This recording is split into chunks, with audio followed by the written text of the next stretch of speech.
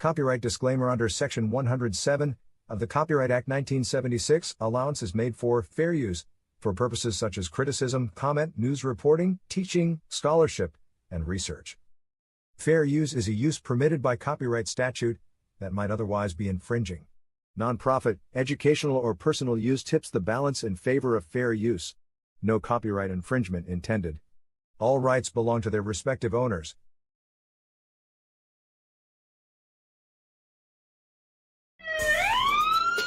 This is War Cry. We're on the wall crying out for our children, our communities, our schools, our churches, our families. This is War Cry. Welcome to our reality. Gun violence. Chicago, Philly, Detroit, New York, Atlanta, just to name a few. Our black children are dying day by day. This is War Cry. Police brutality. Hands up! Don't move. I can't breathe. Hashtag Black Lives Matter. Hashtag All Lives Matter to Christ. This is War Cry. Drugs, rape, mass shootings, school violence. This is War Cry. Galvanizing people to pray for our children and to take action. Let's march on Washington. We want prayer back in school.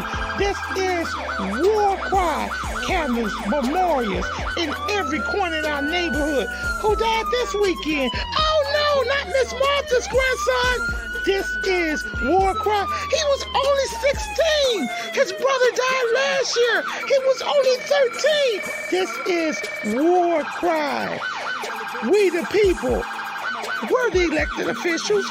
This is War Cry. We need the church. Where's the church? Only on Sundays. Get to the streets, church. We need you out there. This is War Cry. Girl, be gone. Boy, be gone. Mothers crying. Fathers being locked up. Welcome to our reality. Identity crisis. This is War Cry. Oh, they're trying to remove our history off the textbook. Oh, critical race theory?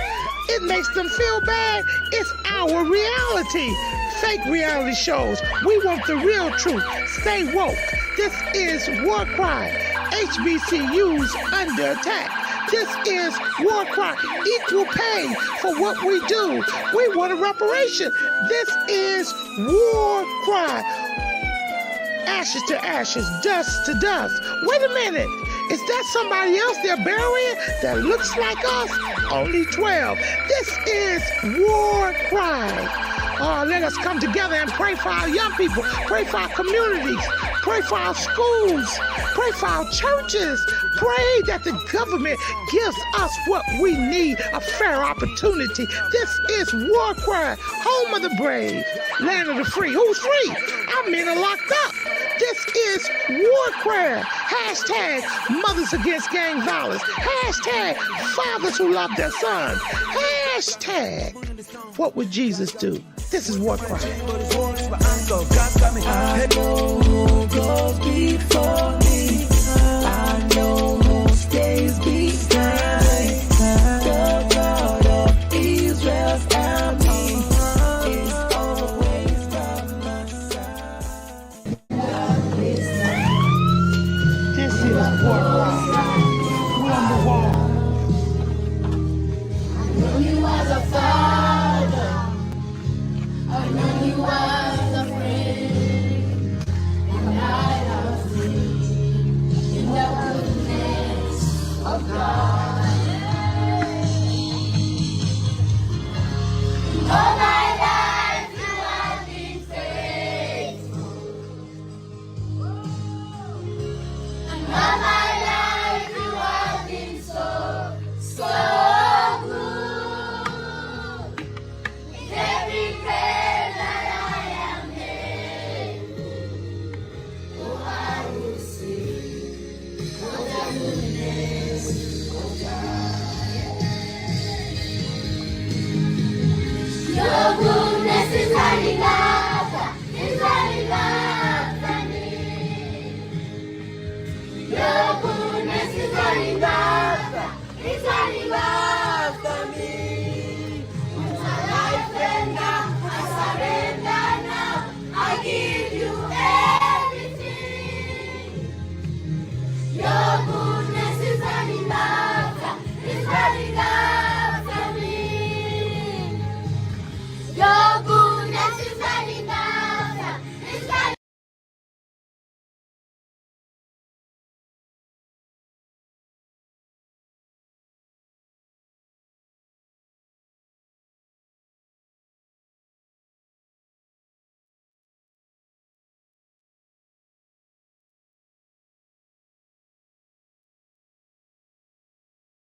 Good morning, good morning, good morning.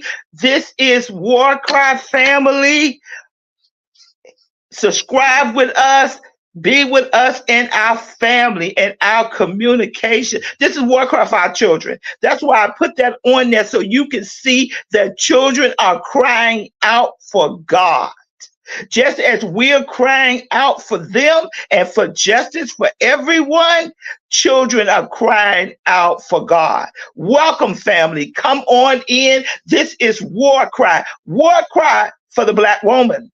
War cry for justice. War cry because if we don't cry out, who will? Now, Jesus said that the rocks will cry out if we don't cry out. I don't want no rock to cry out for me. I am a kingdom citizen and I'm going to cry out for the injustices that are taking place. War Cry, urban radio station. Bring in our audience. Bring them in. Bring them in. I am so excited today. I'm very excited today. Very excited about what we're going to talk about in our subject matter today. War cry for the Black woman. Now, before I go on, I just want to tell you about a book that I have. It's called The Conspiracy to Destroy the Black Woman. I don't know if anybody is familiar with this. It's by Michael Porter. But I would tell you to get this book because it has some great stuff in it about us and about different conspiracies that are happening and taking place right in front of our faces.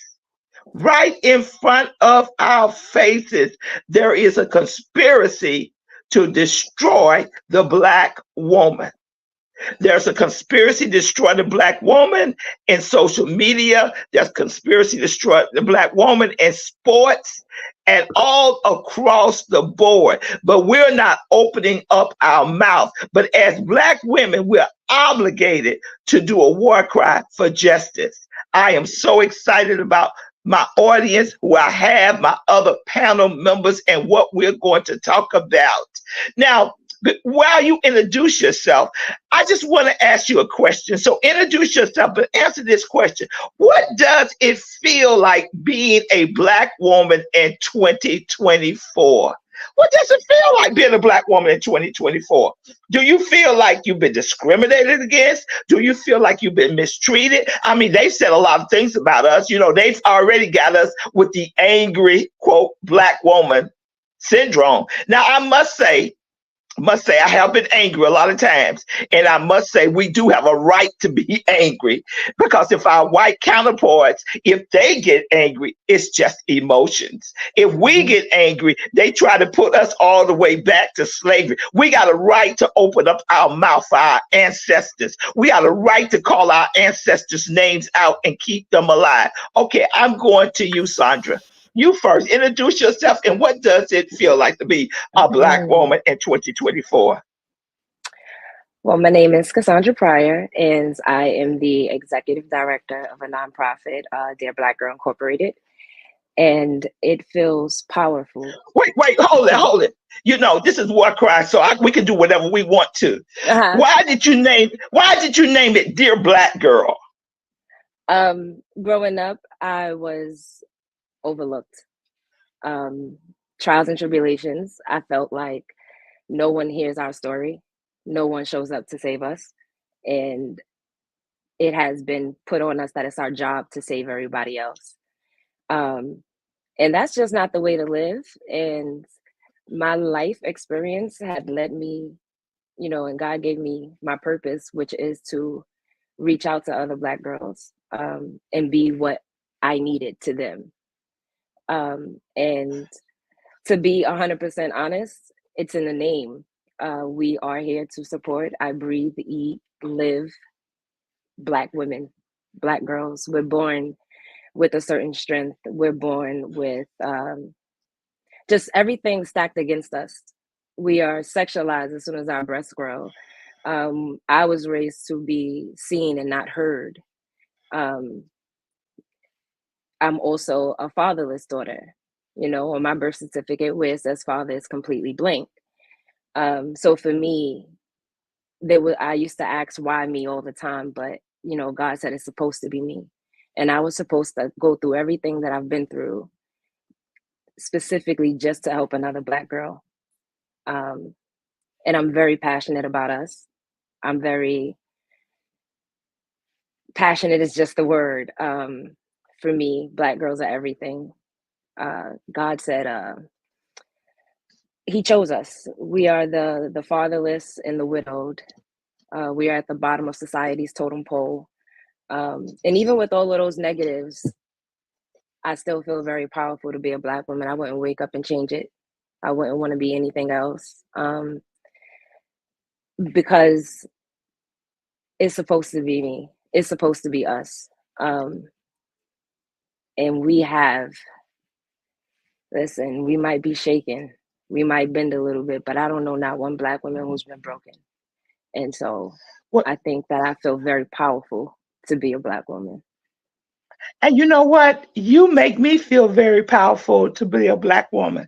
I've always felt empowered with my Blackness as a woman, even though there have been times that we are always challenged, not because of our Blackness, but sometimes because we are a woman. Now, it's strange that we say that. When we look at the Bibles, Genesis says in 3:20 that Adam called his wife named Eve because she was the mother of all living. Now we know the Garden of Eden was in Africa, so we know that Eve was a Black woman. You know, no matter what society doesn't want us to say, she was a Black woman and she was the mother of all living things. Now, let me ask you another question. How does it feel to be a Black woman in 2024? My answer is still the same. I still feel even more powerful. I feel like I can honestly say I don't feel necessarily safe, right? I don't feel safe, but I feel secure. I feel empowered. I feel like I'm making a difference. I feel like I can't be beaten. Okay. There's just too many resources out here, and too many Black women standing beside me for me to ever feel like I'm lacking. And I know that's a blessing to be able to say, right? And it has not always been this, and it has not always been this easy. But I feel like God is aligning me in the right path, in the right direction. And as long as I have him, then I'm good. So, but that's not to take away from our experiences as a whole and what we're experiencing every day. You know, again, I don't necessarily feel safe, walking down the street or even coming home from the gym. I am more guarded publicly, right? Because I know that if something happens to me and I call the police, no one's coming right away. I know that, the world necessarily doesn't value me, but I value myself and God values me and my sisters value me. And there's always been a Black woman to save me. So I feel still very powerful to be who I am today in 2024. Yes, Dr. Robinson. Oh my goodness. When I first met this or heard this doctor, this entrepreneur, this historian, I fell in love with her. I was like, I got to know her because and let me tell you, Sandra, you're talking about powerful Black women. Oh my goodness. I got her above Oprah. She is above Oprah, baby, and she's certainly above Beyonce and the Beehive. I got you there. Now, those are Oprah and Beyonce are powerful Black women, but let me tell you something, Dr. Robinson. Woo! I need to get my whistle and blow my whistle because you got it going on. Come on, sister girl. I'm glad that I'm Black because I'm in your side. Come on, Dr. Robinson. Tell us a little bit about yourself. Come on. I came for this morning. Thank you. So I am Dr. Robinson. I'm an educator, a scholar, historian, a writer. And to answer your question, how does it feel to be a Black woman right now? I'm angry. That's all I can think of. I'm so blood boiling angry. I am fueled every day by rage. And I think it's a righteous rage. I think it's a overdue. And I think it serves a purpose because I don't know what happened to all the warriors in our community. I love when you came out with this war cry and I heard your opening, but we used to have warriors in our community. And the it systematically destroyed those warriors. It destroyed the Black Panther Party. It destroyed our civil rights leaders. It destroyed our revolutionaries. And that spirit has been subdued because of fear, because of suppression, because of the state. State violence has tamped down our warrior spirit. But I feel that that warrior spirit was reborn in me, and it's reborn in many women that I see. I know it's born in us, in our men also. I know our men are warriors and kings. But if our men cannot protect us and defend us, then I feel it is my duty to protect and defend us and to get justice for our ancestors. So I am angry. I am angry that our ancestors are still facing the indignity of having even their remains are not respected. Even their remains are tossed and given to universities, and the people aren't even allowed to bury their bodies. That our ancestors cry out for justice. And I feel that we have an obligation is to seek justice, to restore dignity for our ancestors. And I am angry that it hasn't been done yet, but I am determined that I will use all of the energy in my body to see it done. Hey, I think I'm gonna raise my hand. Cassandra, let's raise your hand. We're gonna do it. Dr. Patton, raise your hand because we're going to do it. Dr. Patton came on. Introduce yourself and tell us, this is my sister. So introduce yourself and tell us, how does it feel to be a Black woman in 2024? Now, don't go off the boat. Don't go pull up no African slaves from out of the water. But just get to the facts. Let's go, sister girl. You're muted. You're muted. What it means to be a Black woman in America encompasses many things. It doesn't encompass us falling off the boat. It doesn't encompass us not getting our rights. It doesn't encompass white men looking at us as if we're a sex object or a sex symbol. It does encompass. Wait, hold it. Let me go back because this is war cry. And this is not the old show. This is not the wives of LA. This is real talk. It's just not only white women, white men looking at us. It's some Black ones that exploiting us too. Yes, I was going to say that in my next breath. There are men, and the white men as well as the Black men have exploited us and have not respected us and respected who we are and what we have done. We have held down the house, the ship, everything for years and have not gotten the respect that we needed. We have then not looked upon in society, whether it be the track of the white man, the track of the white woman, the track of the Black man, and even some of our own sisters are not even looking at us and seeing the strength and letting us bind together as a unit so we can be strong in what we're doing. We have somehow missed the boat. And the sister here that was talking about what has happened to our civil rights leaders, the people that were in front, something has dissipated that. Something has destroyed that.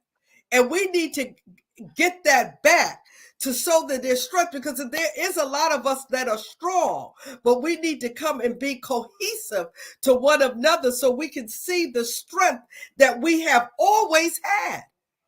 We have always been strong.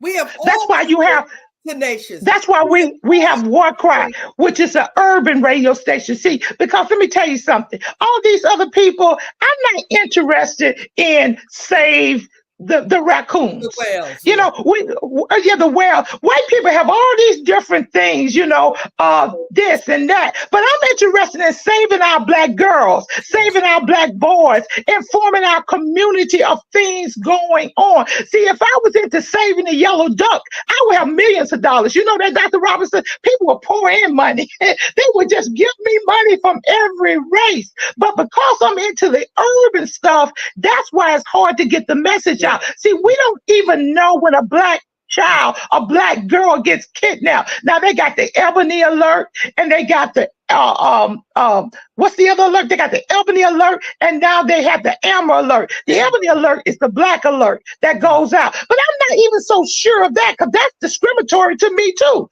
Will they look for our girls at the same rate? Now, I was telling you guys before, I need you to get this book, The Conspiracy to Destroy the Black Woman by Michael Porter. Let me tell you, the brother lays it down. He lays it down. And I just want to read something from Dr. Porter's book, what he says, because it really moved me. All these chapters really did, really. But he says something here. He says about our 10-year-olds. He says that our 10-year-olds basically now are calling we're raising them to call our young girls bitchs, HOEs, all these skeezers. We're raising them with this language that they're hearing from rap music. So we're not even raising them in a culture to call them queens, to call them ladies. We're raising, and our young girls are responding to these names.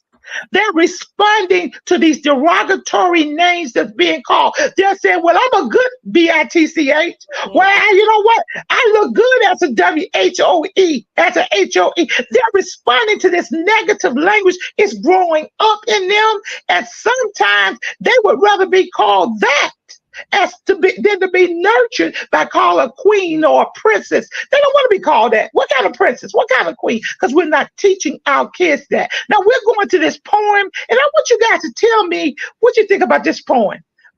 Engineer, bring the poem up for us. And this is War Cry.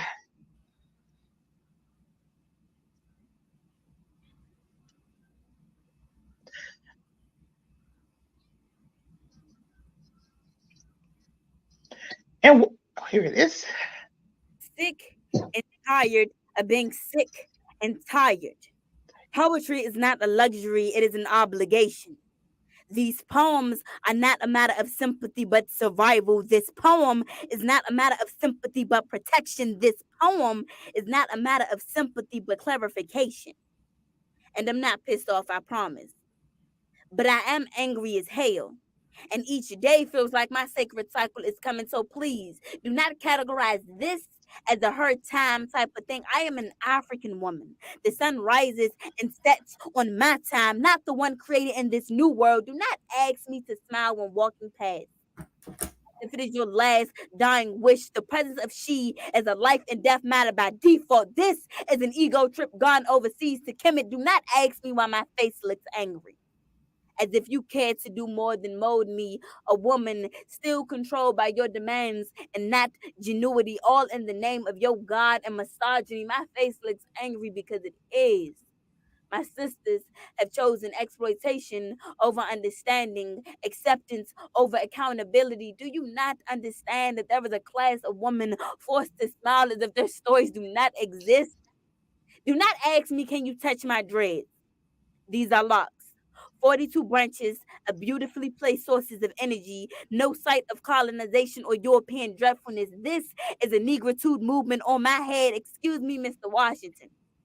I'm not interested in your new Negro, but a redemption of the one stripped of its identity to the angry Black woman, only seen as ghetto with the bad attitude and too much mouth for the world.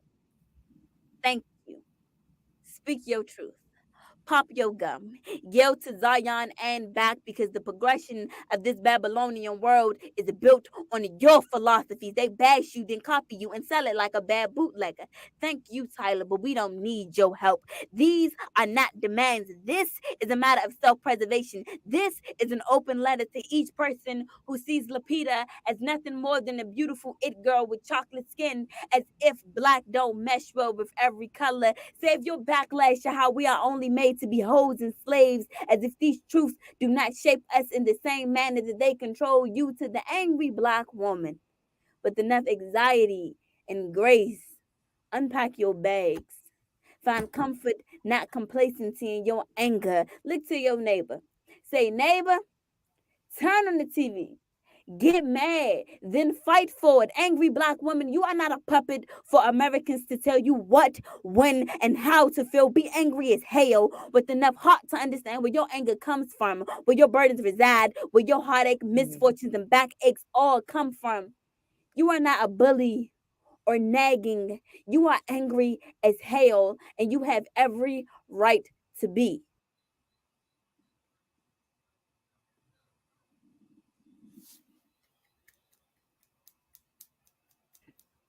Ashe, ashe, ashe. Don't hear you. You're muted. Dr. Robinson is in your hands. You can You're start with your muted. presentation. Oh, sure. I will do that. Absolutely. It's in your hands. It's in your hands. What did you think about that? Because you came off like she did, angry. Yes, I am angry, and I felt that. I felt that in my bones. I reminds me of James Baldwin, who says that, you know, if you're relatively conscious in America, if you're a Black person that's relatively conscious, you'll be angry all the time. When you opened up with War Cry, I thought about Ben Crump's book, Open Season, about how there's a genocide on our people. And how can we sit by and not be angry about that? That's infuriating. I don't know if my slides will even play on this screen. It's looking like it doesn't want to. Oh, maybe it will allow me to share my screen. But Yes, I think the engineer has it. Engineer, could you put our slides up? Is that it right there, or will it? Okay. you know what?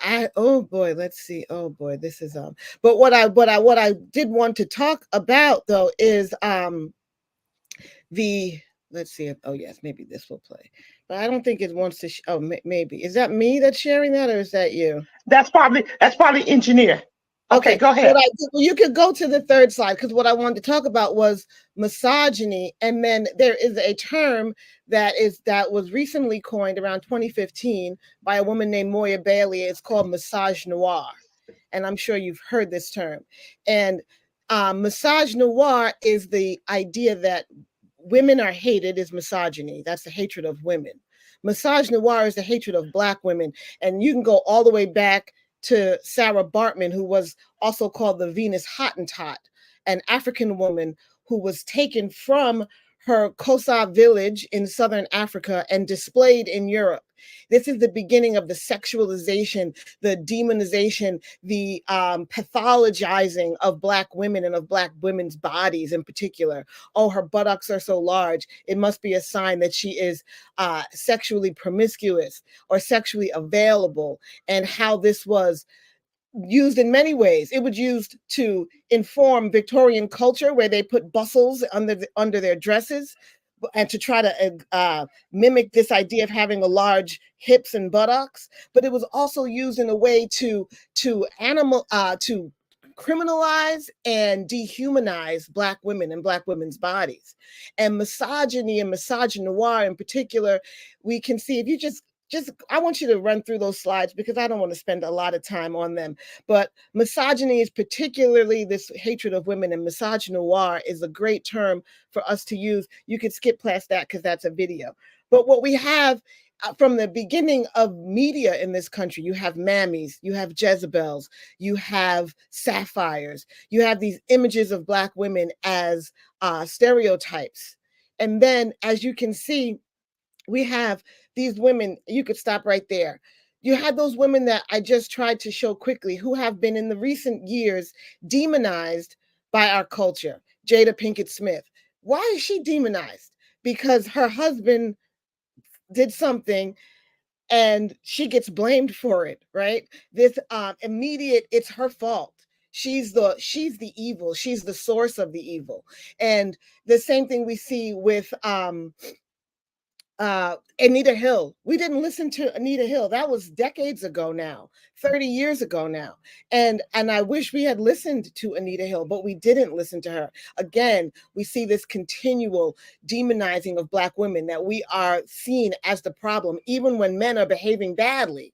And you go forward, you see currently you had this issue with Fonnie Willis as the first Black woman ever to be the district attorney of Fulton County, Georgia, where Atlanta is.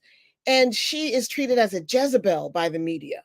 And you see this continual dehumanizing and this continual misogynoir, this hatred of Black women. But I wanted specifically to talk about Elder Montgomery, our host, what she's talking about when you said that if we are the creators, right? We are the creators. Our culture was built on Black women, the original woman, the first woman ever in human history, right? All the way back. They can trace all of our mRNA and our DNA back to a Black woman in the Ethiopian highlands in East Africa, the mother of all humanity, right? That's us. And as such, we come from a culture that is creators. We created this world. We created everything we see. We created civilization, literature, history, mathematics, medicine, psychology, religion, spirituality. We created all of it. And we cannot allow the destroyers to come and destroy everything that we created. It is our job to continue to create and to prevent this destruction of the entire world, because in the hands that it's in right now, they would destroy the world. White men would destroy the world if we just let them. And we cannot let them. They will destroy it all. And we have built it. For millions of years, we have built it. On our blood, sweat, and tears, we built this world. And we built it to continue. We built it to prosper. We built it to thrive. And they would destroy it all. So when you mentioned about the turtles and saving the whales, our culture, our spirit, our Black woman energy is the energy that would save all of life, all life, the earth itself. We will save it all. You save Black women, you save it all. You save it all. Saving young Black girls, as Cassandra is talking about, saving our young Black girls saves all life. We save all life. I don't know if you guys are familiar with the Combahee River Collective. This was a group of Black women who got together in the 70s. And they said that they believe that the foundation of saving our world is in Black women. Oh, you could stop it right there, because I'm going to just say that quickly.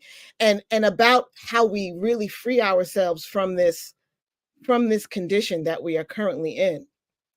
I truly believe that we have been so abused, so dehumanized. We have been so commodified. We have been turned into nothing but tools for this system.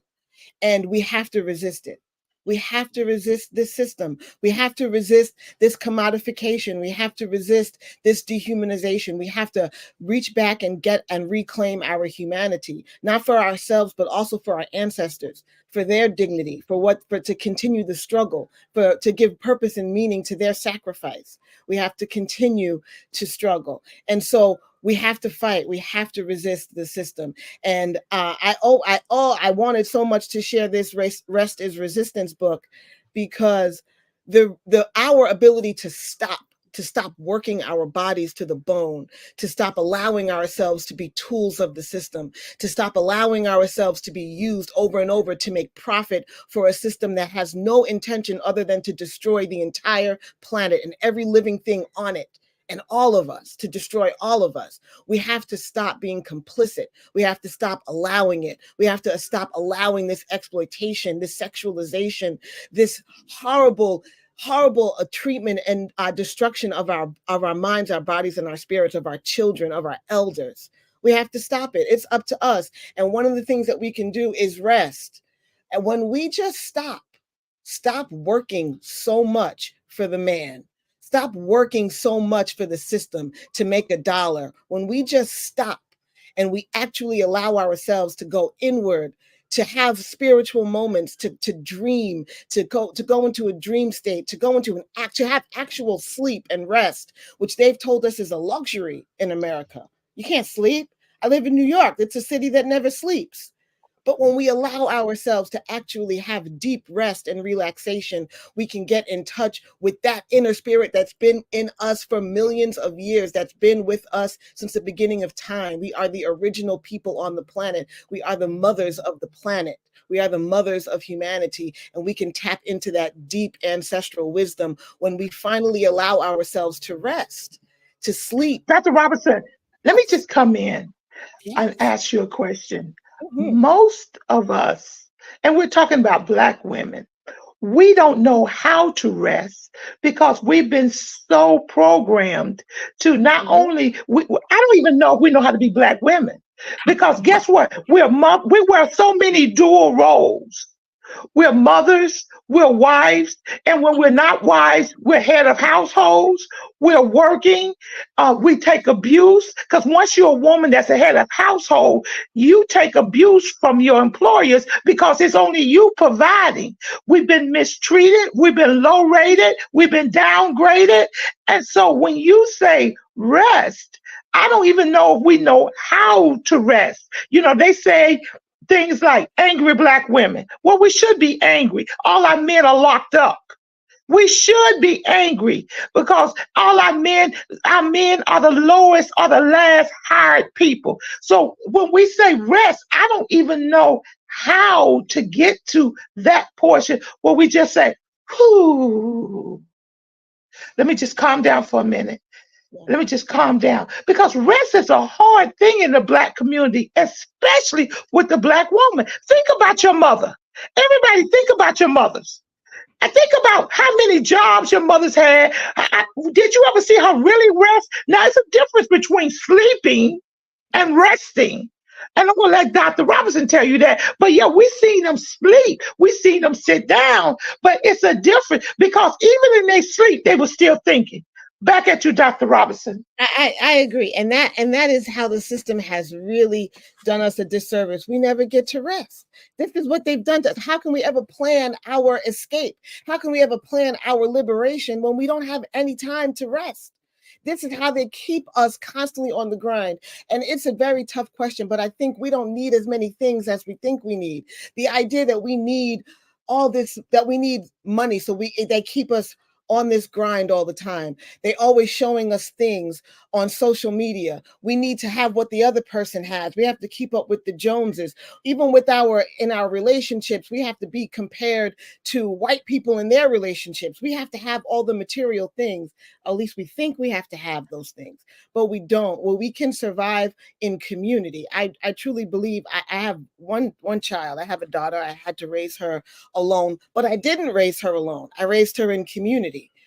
She had many mothers. She had many fathers. We have to come together. When we need food, there's food. We have to work together in community as Black women, sharing our resources with each other so that we don't feel like we have to work all the time. We don't feel like we need to be always hustling because we always have to look out for ourselves. I think that what we really need to find is a way to share our resources with each other as women. Even if it's a small group of 5 women, we get together, we just make sure that our needs are met. And all of these luxuries we don't need. It's all garbage anyway. It ends up in the landfill, and that just ends up polluting the oceans. We don't need all this trash. And they're telling us now what beauty looks like.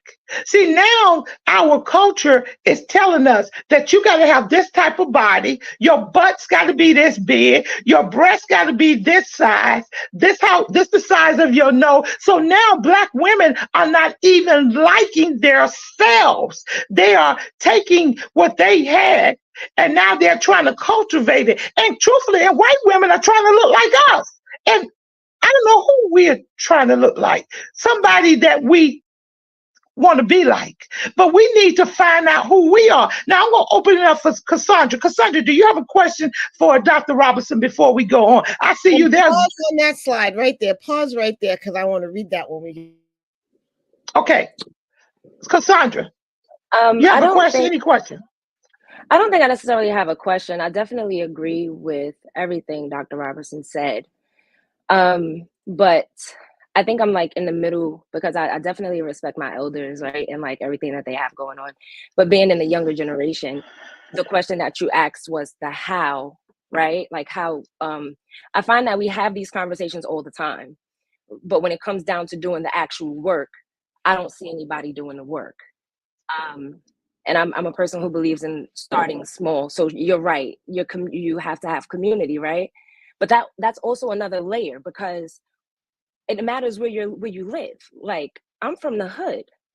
My community isn't a woman that I would trust with my children because she doesn't take care of her own. So we also have to think about environments when we are just, throwing out solutions, because it's different for everyone. It's not the same as having, like I have 2 children and my children's father passed away, but I was also a teen mom. I grew up in the crack era.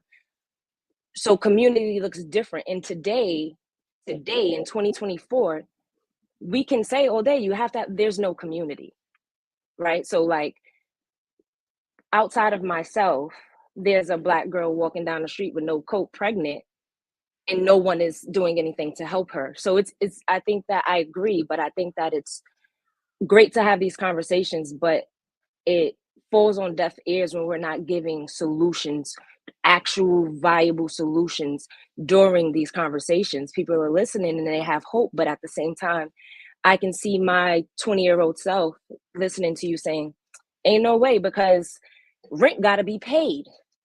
And money matters. It matters so much that eggs are almost $10. So we can't just throw out these, we got to be community, we got to stick together, we have to, if we have to feed each other. There's so much pain and there's so much discourse, there's so much distrust, there's so much hurt within our communities, right? So this, and again, this is one of the reasons why I started my nonprofit. And the Black women that I meet, they side-eye me all the time. They, they side-eye me like, what do you want in return for this? Like, I don't want anything. I just want to be there for you, right? And then that starts. And, my goal when I started my organization was to help 10 girls. That's all I needed to do, because if I help that one, then that one will help another. And in turn, somebody will hopefully show grace, and that 10 actually turned into a couple hundred. And now I have a team of people, but somebody has to be willing to be the example. Somebody has to be willing to do the work. And you can't just say, hey, save money, put it where? Build community. How? So my question, Dr. Robinson, for you would be, because I do agree with everything that you said, right? And the question is how, right? So, but it has to be very direct. How does a person who lives in poverty, who is surrounded by drugs, crime, who's assaulted when they walk out of their door, who's harassed, and then lives in that neighborhood as this woman, but every other woman lives the same way. We are scared. So how do I build community, Dr. Robinson, if I'm coming from that environment? Wow. That's so real. I'm really glad that you shared that, because it's a very real perspective. It's a reality. And I certainly don't have an answer for how we can create community everywhere, because it's different everywhere. I know it's local. I know in my local community, when I had a mother that was retired after 30 years, and she loves children. She just loves children. And so she started doing after school help. She started doing it at the library and just helping kids. She was a retired teacher. She worked with kids. She knew how to help them with their homework. She just helped them with their homework after school. And all these children came, and a lot of children that were experiencing homelessness. Some of them were in shelters. Some of them had fires in their homes. Some of them were in foster care, and they would come to the library and she would help them with their homework. And then that built out. And now she's been doing this for years now, and she doesn't get paid for it. She doesn't get paid a cent for it. She lives on her retirement. And there are resources in our community. A lot of times it is our elders who have a little extra time. There are also people who have a little extra resources, and we have to bring them into the fold too. We feel impoverished, but we're not always as impoverished as we think. We have access to resources that people in other parts of the world would kill for, right? We have some resources that we are able to utilize, and there are people in our community that are able to that are willing to volunteer and willing to use their time. And so now, this little program that they have, we get some funding, a very small amount of funding from the local municipal. We get some of that summer youth money, so we were able to hire some young people in the summer to come and run a little summer program. And there are just ways, and we're always not don't always have enough money, but we're able to then just keep that system going. And because people see it, it teaches the kids that they have a place they feel like they can trust. They see, it's by example, they see. I was very fortunate to have an example of two parents actually that were very community oriented. So I've seen it. And I know that there are people who are not just out to make a dollar, who are not just there just to make money off of you, just to exploit.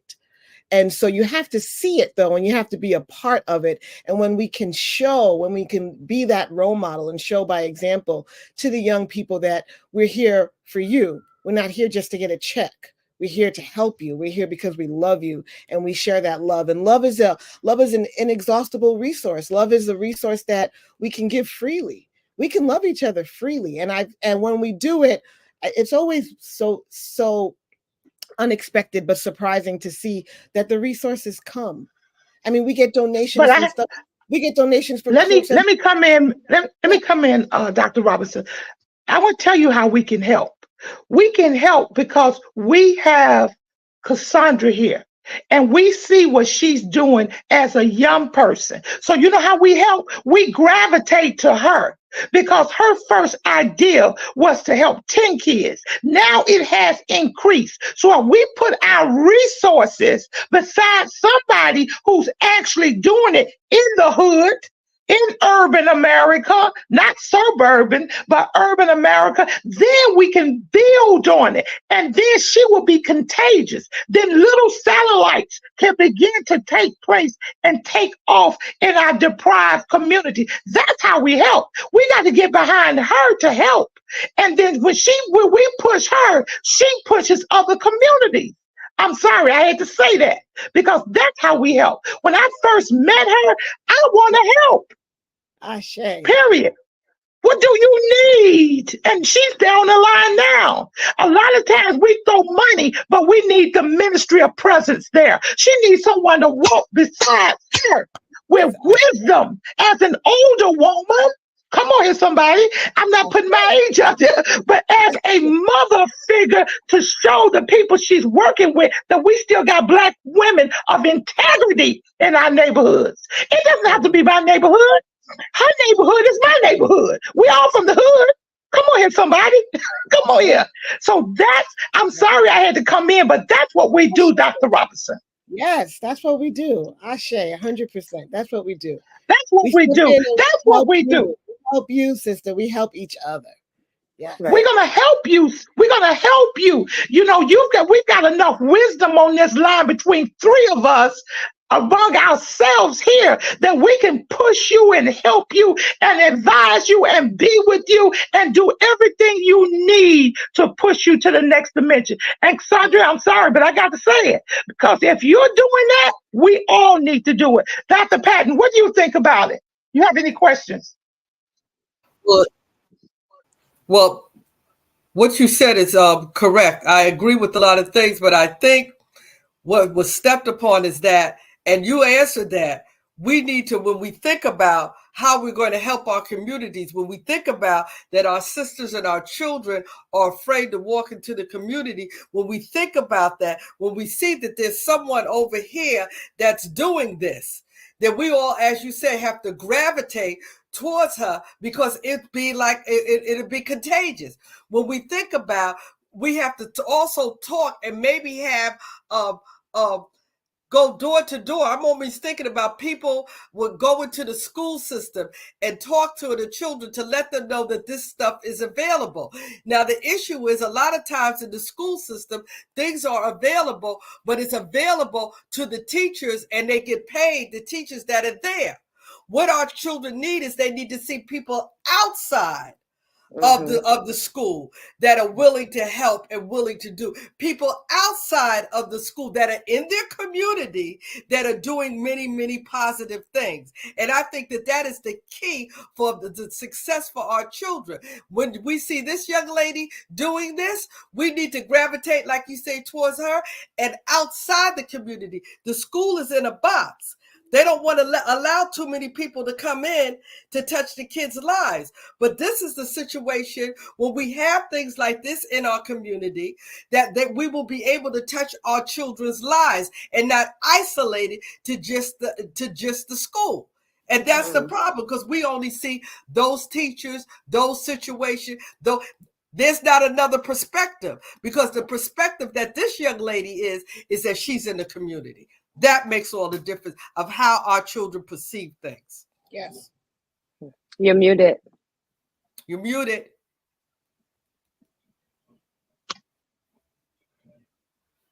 She's not in the community, she's in the hood. Yeah. See, we got to go to the hood. You understand that? We got to go to Bed-Stuy, do or die. We got to go to Bed-Stuy, do or die. We got to go to Brownsville. Never will run, never will. You run. We got to go over to the Polos houses over in Manhattan. We got to go to Boogie Down Bronx. We got to go to where the need is. Our communities could be perfectly okay, lily white mixed, and we can have everything we need, but until we go to the people and let it spread. See, I'm tired of just saying, well, you know what? There's no kids on my block. They all graduated and went to Harvard. Mr. Jones' son is a lawyer. Miss Mary's son is a nurse. No, I want to go to the kids that are being challenged to let them know I love you. This skin makes us kin. This skin makes us kin. Period. That's where we got to go. We got to put on our blue jeans and our sweatshirts and with our sneakers on instead of coming in these clothes that they can't identify with. We need to go to them. Now, I am not saying negative when I say the hood, because I came from the hood, okay? All of us got somebody who came from the hood. Period. So I can identify with my people. Our girls are in a crisis. They sure are. Amen. Our girls are dying prematurely. Our girls are growing up too fast. Yes, they're being exploited. Look at the statistics on human trafficking. It's horrible. I was talking to a social worker. Well, I was on the program with a social worker. I took a class on intergenerational trauma. And one of the things they said was that when they interviewed some of the human traffickers, and then they interviewed some of the people that these girls were sold to, one of the things that one of the white men said that had bought this little black 13-year-old girl was that the reason he wanted her and her blackness was because she was a different color from his daughter. Now that's a pervert statement. Period. So it makes it less evil if I do it to a black. That's right. That's right. So we've got to do something to change that. I don't care if it's one of us. Only one person died for us and saved the whole world. I don't care if it's 12 of us. It was 12 men that changed the whole world and turned upside down. We got to begin from somewhere. And I want to begin with dear girl, dear black girl. I mean, we failed our black girls. We failed them. We got to come to it. We failed them. They don't want, you know what? Our girls don't want to grow up and be like their mothers. Our boys don't want to grow up and be like their fathers. Half their fathers, they don't even know. And it's okay. It's really okay. But where are the role models at? I can go off on a tangent, but dear black girl, I'm feeling you. Thank you. I'm feeling you. Okay, Dr. Robinson, continue with your review on the exploitation of the black woman who don't even know she black. Some of us bleach our skin. We don't even want to be black. I don't want to go that way. Let it go. I said go. Well, we're talking about these young girls, and if they're mothers, I mean, I'm their mothers. They're mothers. I'm their mother's age. They're getting the butt implants. We talked about that. The skin lightening. Excuse me. Why would they want butt implants? I have no idea. Well, I can tell you, it's a lack of love. Our homes are broken. And if there's nobody telling me that I'm beautiful, that I am loved, if there's nobody looking at me and pouring into me in a positive way, and only so every child you see, every toddler you see has a tablet in front of them. Mm-hmm. There's no hugs and kisses. And I'm being real because I mentor I have a 12-year-old girl with a birth control IUD in her arm right now. It's very real. I have girls that I meet, and when I go to give them a hug, they cringe. And so social media, Instagram, Twitter, Snapchat, is telling me what I need to be. Like you said earlier, they're telling us how to build our bodies. And so when you have a child, a little girl, specifically a little Black girl who doesn't have a father at home, or maybe they do have both parents, but both parents are young. We're far removed from you guys' generation and in the community that you speak of, right? So you got to understand that these girls are not being told that they're beautiful. They're not being told that they're loved. They're not being accepted for who they are, how their skin grows, how their hair is, none of the above. So ideally, but let me ask you something, Cassandra. I got to come in. It's amazing that sometimes I think that Black women can't save money, especially young people. But these Black girls are saving $10,000 for these butt implants and going over to the Dominican Republic and then doing it. It's not that expensive, right? Like that's why they're going to another country, because it's not that expensive, but also the value look at the safety risk. Look at the safety risk. Look at the safety risk they're taking. It doesn't matter to them, because if I am seeking love and validation and I don't have it as I am, I'm going to do whatever I have to do so that I am accepted. It's for acceptance. I'm just saying from a young person's mind, it's really, if you talk to them and have an open, you will be blown away by how much love they lack. That's why I wanted you on War Cry. That's why I wanted you on War Cry, because you bring that which we don't have. You bring that youth definition to us, because we'll sit here and say, oh, well, everything is nice. We'll just live in our little cupcake suburban area and volunteer at the library. No, we got some real problems, and we need to do more than that. I challenge each of you to compliment every little Black girl you see and watch. It's unheard of to be called beautiful. Like you said earlier, I'm a bitch. I'm sorry, my language. I'm a this, I'm a that. Yeah. I'm everything but the child of God. I'm everything but a beautiful person. I'm everything but smart. I'm everything but intelligent. I am told that I need to shake my body or do this or wear this in order to survive and live and eat. I have young girls doing things that you wouldn't even imagine for $40. Yeah. Inside of the school bathroom, inside of the staircase. And then as a single mother, I have no choice but to work. I have to work to pay this $3,000 rent because there's no help. Right. So I can't be a mom in work and put food on the table. So my kid has become a latchkey kid, and you got to be responsible and do what I say. But how many kids are going to do what their parent says if their parent is not there? So again, it's layered. Right. There's no easy answer, but it's not as simple as y'all think. But the easiest answer is that our children are lacking love, and the adults are too busy. They're too scared. A lot of adults are scared of these children. They won't even correct them in the streets anymore because they want to make it home to their families. But why are we you got that right? Children that we love them. Why are we not seeing? Why is that? That doesn't cost us anything. Why are we not? I don't have the answer to why adults aren't doing. Like, for people tell me, what you're doing. Well, let me come in. Why are we not even speaking to our children when we see them walking down the street? We're afraid. When we see 4 boys standing on the corner, we're afraid that they're gang dealers, and we don't speak to them. We never say, hi, young man. How you doing? We never say, oh my goodness, hi young girl, how you doing? We never even speak to our kids anymore. You know what? We're too busy. We're either on our phone, we're too busy. We don't rest. We have the power to change. We all have the power to change. Yeah. That's why I said I challenge y'all to speak to every young kid you see. I challenge you. Yeah, back at you, Dr. Robinson. Back at you. Back at you, Dr. Robinson. Continue on. I do that instinctively all the time. And I do see that it matters. And I have to repeat it all the time. But it's just instinctive. I don't really think about it. I call them all beautiful or princess or gorgeous or what have you on the young men all the time. And we do have to speak to them, I think it really does matter, but it needs to be pervasive. We need to send a message. We need to pamphlet or something to get this message out that we all need to be embracing and sharing, showing love to our young people. We absolutely have to. And it's also the messaging. They don't need to be looking at the social media all the time, but it's the messaging. You have, the lighter you are, the prettier you are. You have to be mixed to be beautiful. All of these messages that they're getting all the time, we can counter them.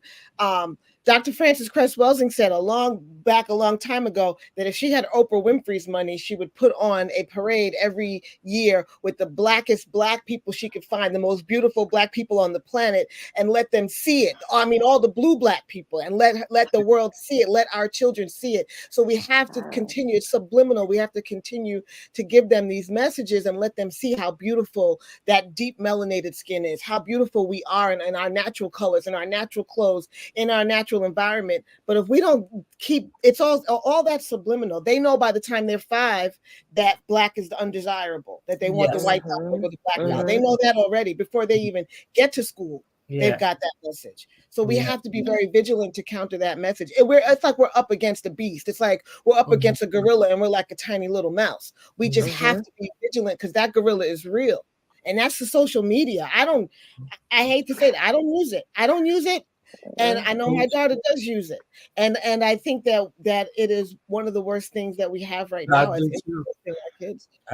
Because let me tell you, not just social media, but guess what? The reality shows, the fake reality shows that says it's okay to go from man to man to man. It's okay to go with your sister's husband. It's okay to sleep with various people. The images that social media and the media has put on us makes the images that our young girls see something negative. They want to be like that. Go ahead, Dr. Robinson. Go ahead. I think we're letting the Black man off the hook. And you know what? Since why do we have to do that? We don't have to continue to do that. They need to be called out for their behaviors because a lot, like you said, they're the ones that are sexualizing and looking at the young girls behinds all the time.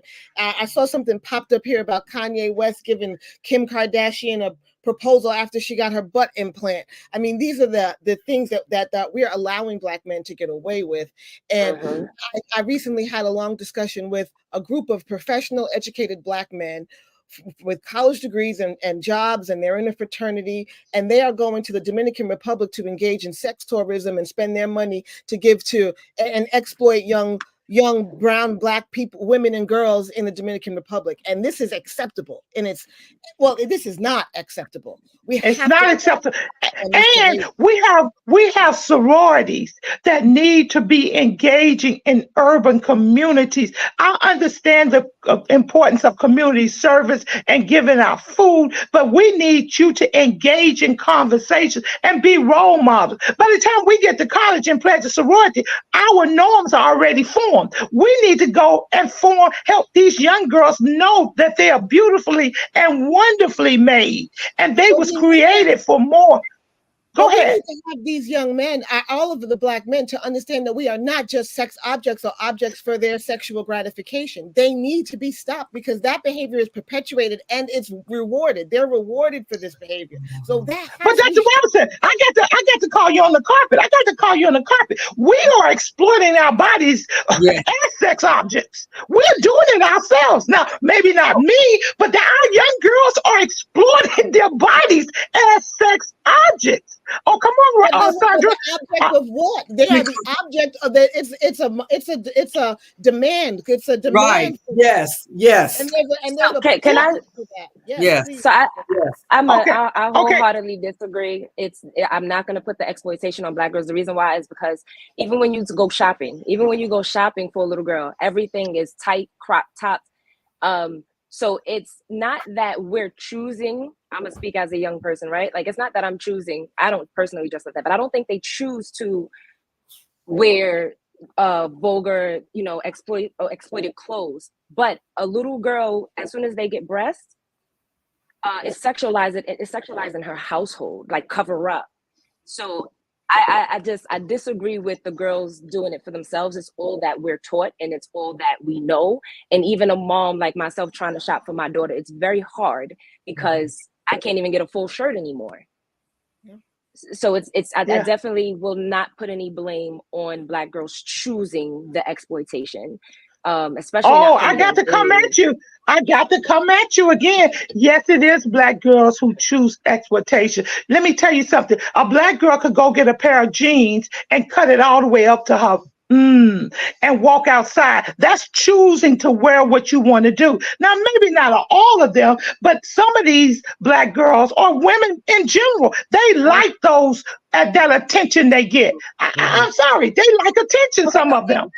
No, we all, hold on. Every Black woman, I think every female naturally would want to be called beautiful and wants attention, right? It's a right attention and a wrong attention. But if we're lacking education in the home and we don't have options, I still have to push back and disagree that we're choosing, because I should be okay to wear a workout outfit and go to the gym without a man. What I wear and what I choose to wear does not deem or make it appropriate for you to sexualize me and or harass me. I cannot agree I have with a good you. example. No, I agree with you. Okay, go ahead, Dr. Robinson. This is hot. I have a good example for that, because it is our culture, and we live in a rape culture. We live in this Western civilization where they have treated Black women, treated all women as objects. That is a part of the culture, but it's not necessarily have to be that way. Do you know that in Africa, where we come from, women could walk around topless and not be sexualized? That's how safe they were. That's cultural. It wasn't about how much of their body was exposed that gave men permission to behave badly. The men behave badly because that's in their sick minds. And a lot of us are suffering from intergenerational sexual trauma. There was rape in Black communities from the time that we were kidnapped in Africa. We all know trauma is passed down. That's hundreds of years of sexual violence that we are now seeing pathologized in our community. We see the Bill Cosbys and the R. Kellys. This is a pathology where we have been for generations sexualized in this way, and it's just playing out because we got no treatment for that. And the men need to get some treatment for that. The Bill Cosbys and the R. Kellys, they need treatment. They need help, because it was not just the women that were raped on those plantations. Don't believe that for a minute. It was not just women that were raped on those plantations. No, men was raped too. It was little boys and it was grown men. And so we all need treatment. We cannot take 400 years of sexual trauma, violence, and rape and never get any treatment for it and think that we're out here behaving sexually healthy. We're not. We need help. That's right. That's right. That's right. I agree. Let's go back to the presentation. I love this. I mean, we are laying it out there. Black women in charge, empowered. I love it. Go ahead to the presentation, Dr. Robinson. I don't have any more for my presentation for you. I think that we have covered it all. I think we've covered it all.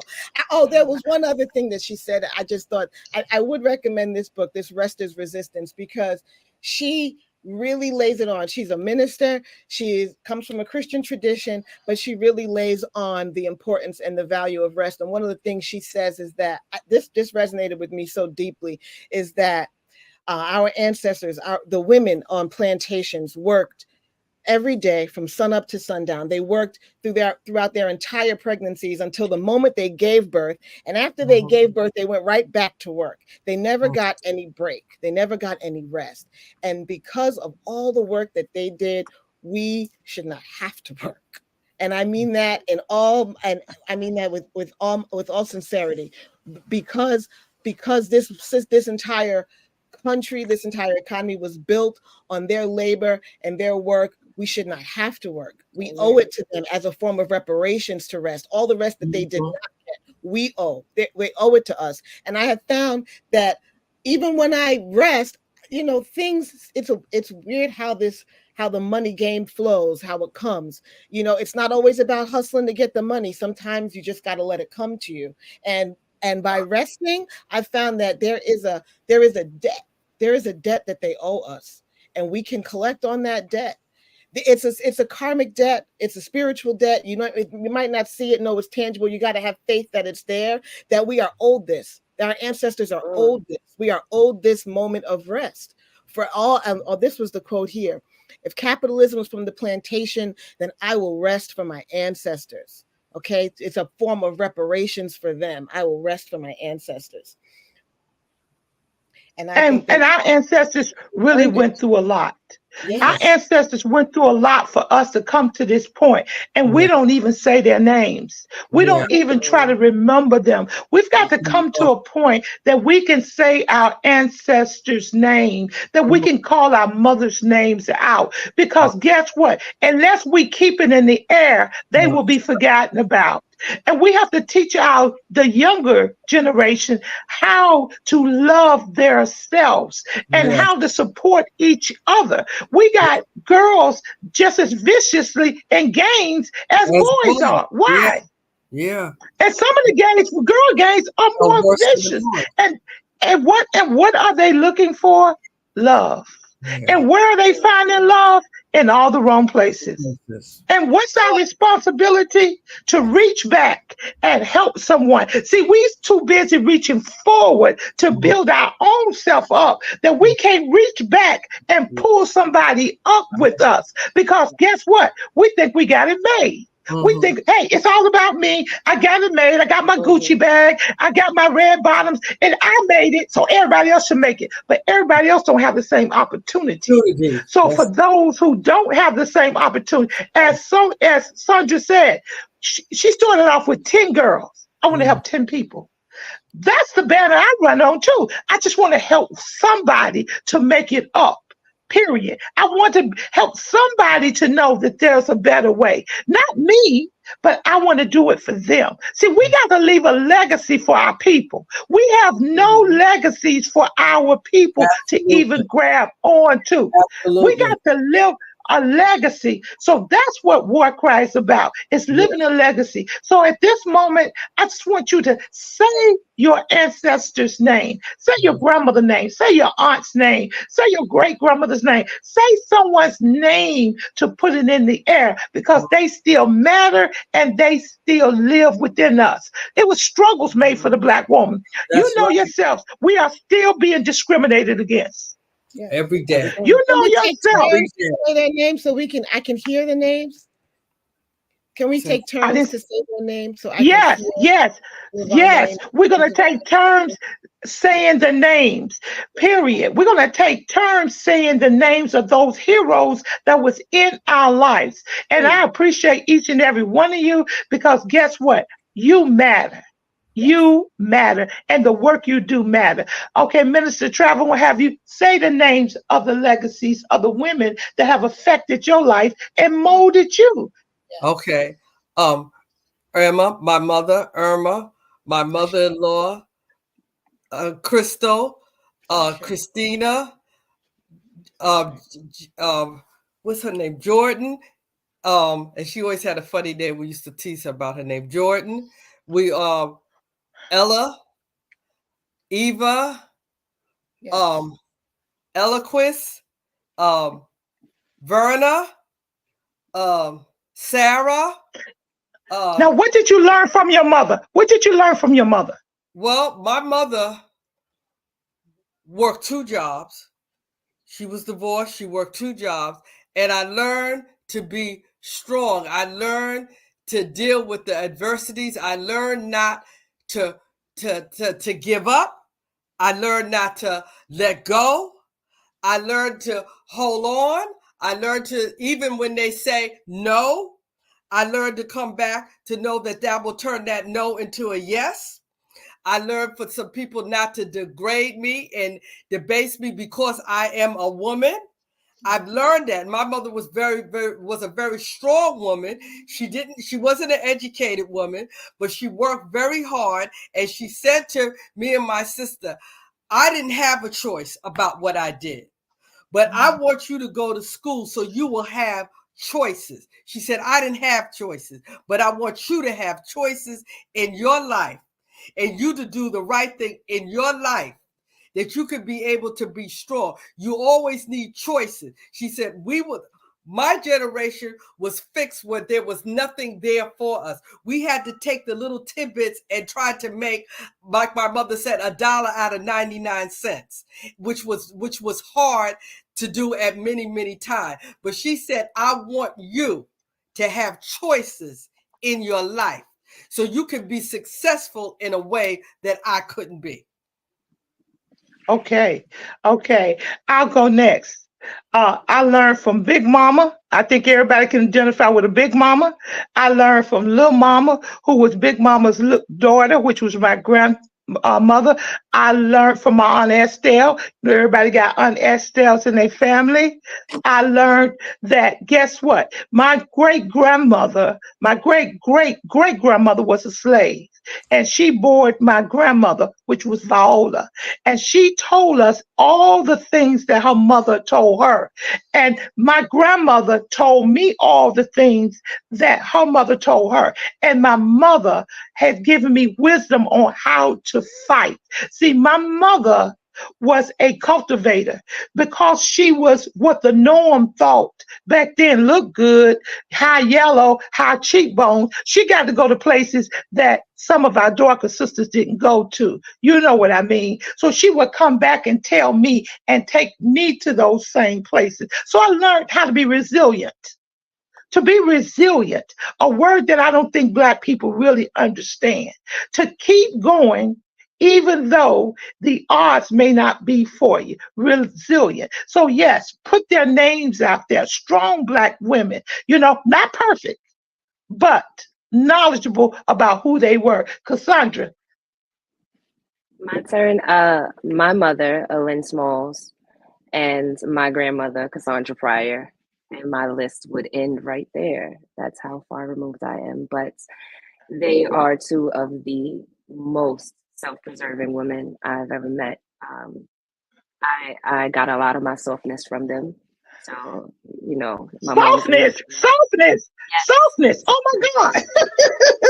I've you are a lion. You are a lion. You're lying. No, I'm not. My mother loved me, hugged me, kissed me. My grandmother, they poured life into me. They told me I was beautiful. They put the battery in my back, and they did it softly.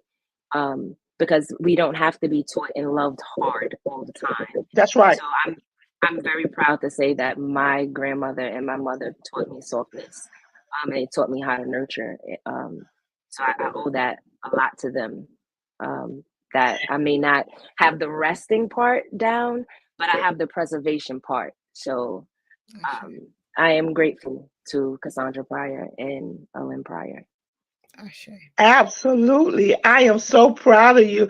And I hope one day I could be on that list as a loudmouth that walked side by side with you, because you are a wonderful Black woman.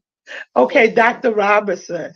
Okay, my great grandmother, Ellen Johnson, my grandmother, Jean Johnson, my great great grandmother, Octavia Booth, my mentors, Mary Baird, Amanda Houston, Carlene Polite.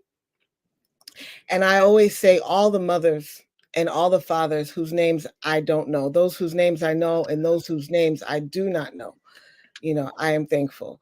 I'm so grateful that they taught me to fight, that they taught me to love, because I think love is the struggle. Love is the beautiful struggle. And to just continue to fight. They were dignified. One of the best lessons they ever told me is never let them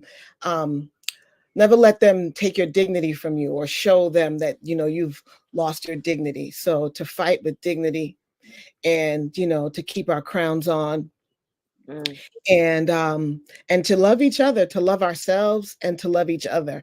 I wanted to also share that we talked about all these things that I'm calling this misogynoir, all these things that are out here hating us. But the one thing that was very uplifting for me this year or in the last 12 months was the Color Purple release, the new movie that was out, and the book in general by Alice Walker. I feel like that is an expression of love. And we have art, we have poetry, like the poem that you played in the beginning. Yeah. We have visual art, we have dance, we have theater, we have music. These are our creative arts where we as Black women can share our expression of that self-love. It can go even beyond those 10 people that we touch and that we hold their hands, but our art and our creativity can go beyond generations, even for even decades. It can go and it can change minds and change hearts. We have those Nina Simone songs, we have that Aretha Franklin, we have those messages of self-love that still are with us today. So I think that we have to put put our energy into that creative art. One of the, you know, we mentioned Beyonce earlier, but that beautiful, some of those beautiful expressions of Black love that I saw coming from her, those are important. Those are very important. They're crucial that we embrace those. Black people are beautiful. We are beautiful. Black women are beautiful. We have to keep that message going. And I think that our art is one of the best ways that we have to really share that and try to break through the noise.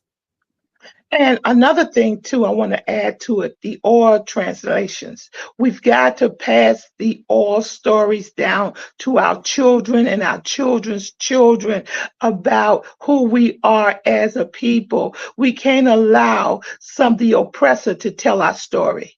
No. We can't allow the oppressor to be the voice that our young girls and young men hear. We've got to rise up and let them know where we came from. And once they know where we came from, that we was kings and queens and we owned lands and we discovered things, and that's important because our Black children, period, they don't understand their heritage. They're lost because they're disconnected from the trauma that actually took place and knowing where the trauma came from. And now the white media is trying to silence that. So our voices must be raised up, and we must support organizations that support our culture. We must support it.